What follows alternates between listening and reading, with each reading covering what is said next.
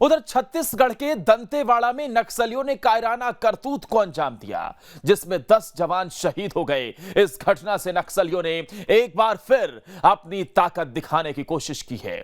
प्रदेश में कब कब बड़े नक्सली हमले हुए हैं, इस रिपोर्ट के जरिए आप देखिए।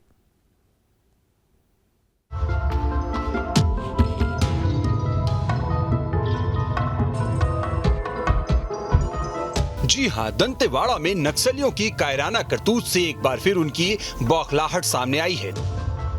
दंतेवाड़ा में बुधवार को नक्सली हमले में 10 जवान और एक ड्राइवर सहित 11 लोग शहीद हो गए। हमला दंतेवाड़ा जिले के अरनपुर थाना क्षेत्र में अरनपुर समेली मार्ग के बीच हुआ। इस घटना से सुरक्षा और दावों पर तो सवाल उठ ही रहे हैं। सवाल ये भी है कि क्या चुनावी साल में बस्तर में नक्सली अपनी मौजूदगी दर्ज कराने के लिए इस तरह की वारदातों को अंजाम देते हैं। बहरहाल आगे बढ़ने से पहले बस्तर में अब तक हुए बड़े नक्सली हमलों पर नजर डाल लेते हैं। अप्रैल 2010 ताड़मेटला में 76 जवान शहीद हो गए। 17 मई 2010 को चिंगावरम में जवानों सहित 31 लोग शहीद हो गए। मार्च 2014 में सुकमा के टाहकवाड़ा में 16 जवान शहीद हुए। अप्रैल 2017 में सुकमा के बुरकापाल में 25 जवान शहीद हुए। मार्च 2020 में सुकमा के चिंता गुफा में 17 जवान शहीद हुए। अप्रैल 2021 को बीजापुर के टेकलागुड़ा में 22 जवान शहीद हुए। अगस्त 2021 में ही नारायणपुर बारसूर मार्ग पर 5 जवान शहीद हुए। तो बस्तर में इससे पहले भी नक्सली कई बड़ी वारदातों को अंजाम दे चुके हैं। बहरहाल छत्तीसगढ़ में जब नक्सली हमलों की तारीख पर नजर डालेंगे तो हर एक हमला करीब मार्च, अप्रैल या मई के महीने में ही हुआ पाएंगे। आंकड़ों पर यदि गौर करें तो 25 मई 2013 को झीरम घाटी हमले में 30 से ज्यादा मौत हुई।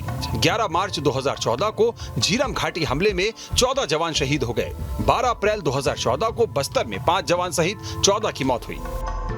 अप्रैल 2015 में बस्तर में बारूदी सुरंग ब्लास्ट में 4 जवान शहीद हो गए। मार्च 2017 में बस्तर में सीआरपीएफ के 11 जवान शहीद हो गए। मार्च 2017 में ही दंतेवाड़ा में सीआरपीएफ के 7 जवान शहीद हुए। अप्रैल 2017 को सुकमा में सीआरपीएफ के 25 जवान शहीद हुए। मार्च 2020 में सुकमा में डीआरजी के 17 जवान शहीद हुए। अप्रैल 2021 में बीजापुर सुकमा बॉर्डर पर 22 जवान शहीद हुए। तारीख और आंकड़े बता रहे हैं कि गर्मी का मौसम आते ही नक्सली वारदातें बढ़ जाती हैं, क्योंकि छत्तीसगढ़ में अब तक जितने भी बड़े नक्सली हमले हुए हैं वो गर्मी के दिनों में ही हुए हैं। ऐसे में अरनपुर की घटना को लेकर भी सवाल उठना लाजमी है कि जब पिछली घटनाओं का रिकॉर्ड सामने है तो इस बार चूक कहां रह गई, क्योंकि एक के बाद एक ऐसी घटनाएं हर साल हो रही हैं। पिछले 10 सालों में छत्तीसगढ़ में 400 से ज्यादा जवान लाल आतंक की भेंट चढ़ चुके हैं। जानकारी के मुताबिक 2011 में 465 नक्सली हमलों में 80 जवान शहीद हुए। 2012 में 370 हमले हुए, 46 जवान शहीद हुए। 2013 में 355 हमले में 44 जवान शहीद हुए। 2014 में 328 हमले और 60 जवान शहीद। 2015 में 466 हमले और 48 जवान शहीद। 2016 में 395 हमले और 38 जवान शहीद।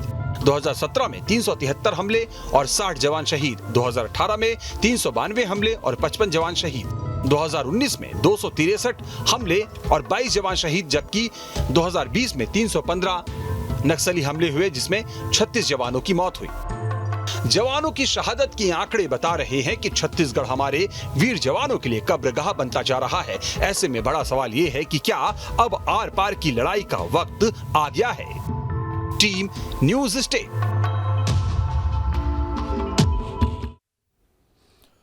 अब इसमें एक खबर तो यह है कि हमले के बाद सूचना तंत्र पर सवाल उठ रहे हैं। फोर्स की बड़ी मूवमेंट हो रही थी, बावजूद इसके रोड ओपनिंग पार्टी नहीं लगी थी। आखिर में अब आपको मध्य प्रदेश छत्तीसगढ़ की वो जानकारी देंगे जिसके बारे में शायद कम ही लोग जानते होंगे। एमपी के पहले चुनाव